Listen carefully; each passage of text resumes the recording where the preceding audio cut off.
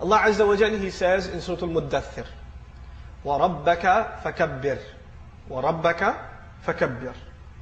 The waw in the beginning is like the English capital letter. Like when you start a new sentence, you begin with capital letter. In Arabic, waw can be used for many things, over 21 things. One of them is al-isti'naf, to start a new sentence. So you could think of the waw in the beginning as a new sentence. The rest of the ayah says, رَبَّكَ فَكَبِّرْ. Now listen to this carefully. What's the first letter you hear when I say رَبَّكَ? What's the first letter of the Arabic alphabet that you hear? Everybody heard the ra? رَبَّكَ. Now listen for the last letter. رَبَّكَ فَكَبِّرْ. What's the last letter you heard? Okay. Now listen carefully for the second letter. رَبَّكَ. What's the second letter? رَبَّكَ.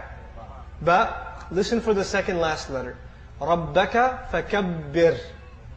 What's the second last letter? Ba. رَبَّكَ. What's the third letter? Kaf. رَبَّكَ فَكَبِّرْ.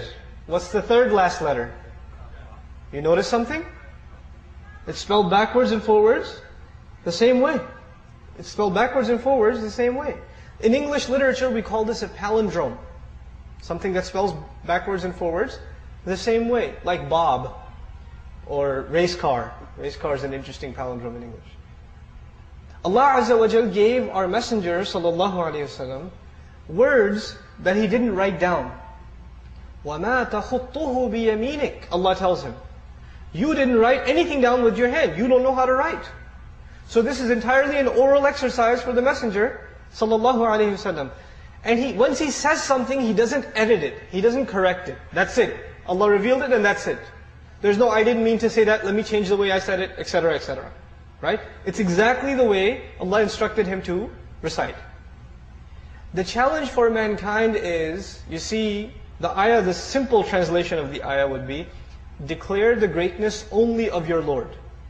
That would be a simple translation of وَرَبَّكَ فَكَبِّرْ.